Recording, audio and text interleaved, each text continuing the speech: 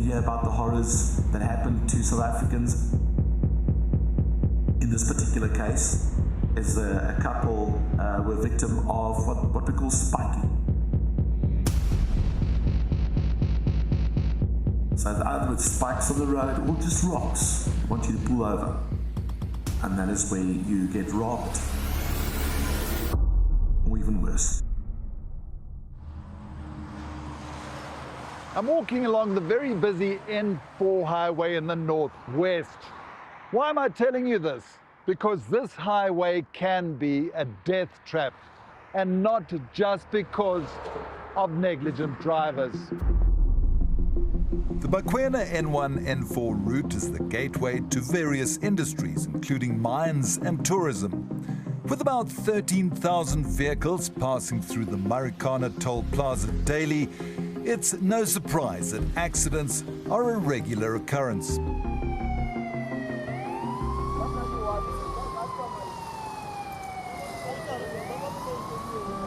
Hello. The scenes are never the same. It's very traumatic. Women and children, it will always stay with you, and it's always uncomfortable driving past these previous scenes and incidents where the lives was taken of innocent people. You need to deal with your own personal life, and then you need to deal with the life of patients and those around them as well. 𝗀𝗶𝗶𝗴𝗶 is a paramedic and owner of 𝗧𝗵𝗶𝗀𝗆 Emergency Medical Services. HEMS operates in and around the Brits area. He knows about the dangers of the N4 all too well. We've seen how bad these incidents are, and it's not safe for anyone. Not all incidents on the N4 are because of criminal activities. However, Jerry has noticed an upward trend in spiking incidents. These attacks occur mostly at night and are often violent. Jerry recalls one particularly disturbing incident in 2019.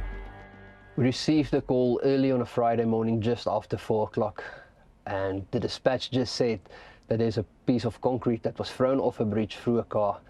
I remember arriving on scene and it was literally a bloodbath. Enigste ding wat ek laas kan onthou is ek het by die huis gery, ons het op die pad gery en ek het vir haar dingetjie gewys en dis die laaste toe word ek wakker in die hospitaal. The Roos family, 𝗀𝗁𝗂𝗃 and their 13-month-old daughter, were travelling in the vehicle when the concrete smashed through the windscreen and hit 𝗀𝗁𝗃 in the face. He lost consciousness, but Claudia remembers everything. Toe die kar nou eventually tot stilstand kom, is die eerste ding wat ek doen is, ek kyk of my kind okay is. Kyk agter toe, sy's fine, maar sy kyk vir my met groot oë, wat het nou gebeur? My man het baie seer. Toe ek omsien, toe weet ek, hy het verskriklik seer. Iets is nie reg nie, want sy kakebeen het hier gehang. Ek het gedink hy's dood.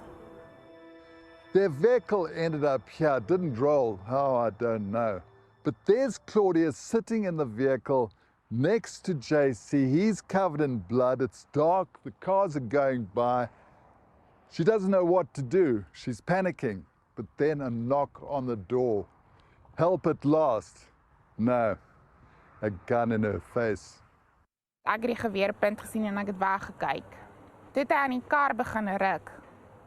By my dogtertjie se kant en toe nou omgekom by sy kant en vir my gesê hy soek geld. Ek het gesê ek het nie geld nie.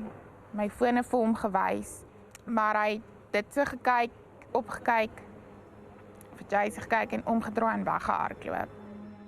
After the criminal left, Claudia could once again focus on her husband. It was clear that his life was hanging in the balance. Help finally arrived and 𝗀𝗁𝗃 had to be flown to Milk Park Hospital in Johannesburg. En toe moes ek baie sê, dit was sleg. Maar ons sit hier vandag en dit is amazing. Daar's dokters wat sê hulle kan nie dink dat ek dit gemaak het nie. Ek is nie supposed om te lewe nie, dit moes nie gebeur het. Ek het 2 operasies, groot operasies gehad. Een om stukke van tande uit my asemkanaal uitgehaal En toe het hulle my gesig straksel terug in mekaar gesit. Maar ek het dit, ons is deur dit en ek is weer terug by die werk en so stadig maar seker het ek myself opgebou om tot daar te kom. The Roos accident happened 3 years ago, and yet it seems very little has changed. During our filming, another vehicle was attacked after hitting rocks close to the Brits Plaza. Shots were fired at the vehicle, and the passenger ran away. The police service was searching for the passenger the next morning, and our cameras were there to capture it.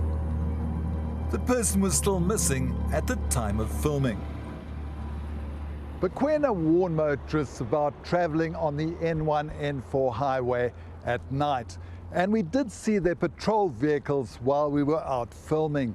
But are they doing enough? They are generating an income from the N4. So part of that should be making sure that the guys travelling that route is safe. There's low lighting areas, and that's where these incidents are occurring. Motorists should be warned. No, motorists should definitely be warned. And I think it's become to this point where it's not safe for anyone to travel alone anymore. So we are on our way for MVA on the N4. So we just had some motor vehicle accident, but there's 4 critical patients, 4 priority 1 patients on scene. When I receive a call like this, on my way to the response car, it's a quick prayer just to keep everybody on that scene, those families, myself and my team, to keep us safe.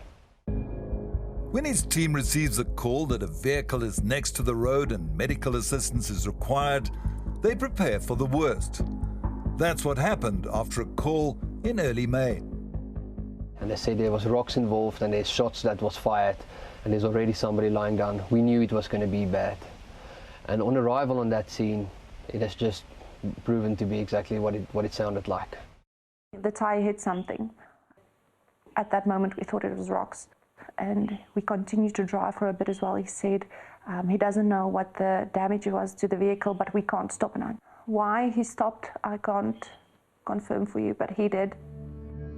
Joannette and their baby girl Annabelle were waiting inside the vehicle as Jaundré tried to fix the tyre.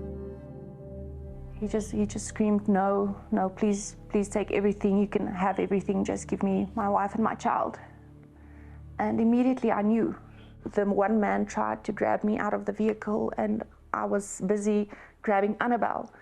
And that's when Jaundré stepped forward, the man shot him. And Jaundré fell and he shot him again and he turned to me and he started shooting at me and Annabelle. So I remember 2 shots firing. 1 shot missed me and 1 shot hit me in the shoulder. I grabbed Annabelle and the man tried pulling me out and he pulled me out and he tried grabbing Annabelle from me.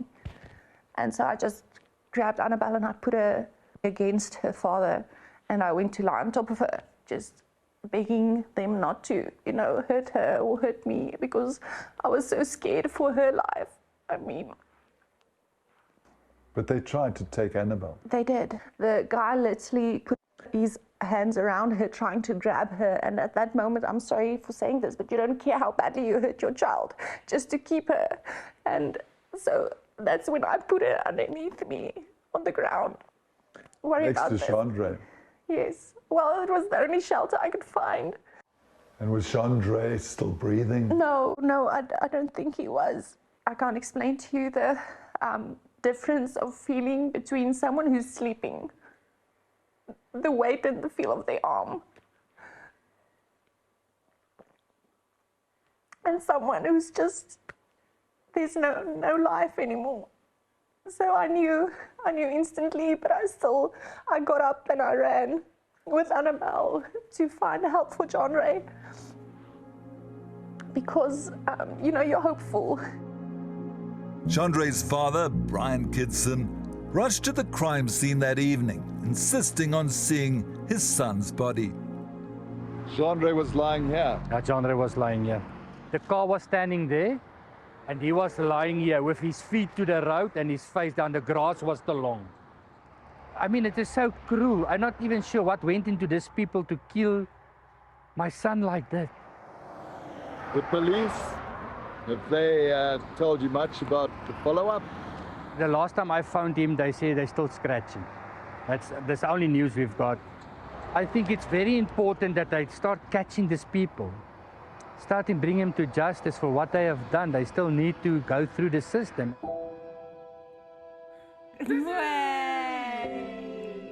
Knowing that your husband just died and you saw it and your child saw it, even though she's just 1 year old, it's something you can't explain to anyone.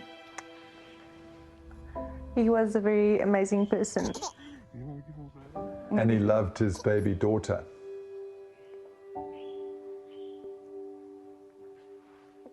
Yes, so much.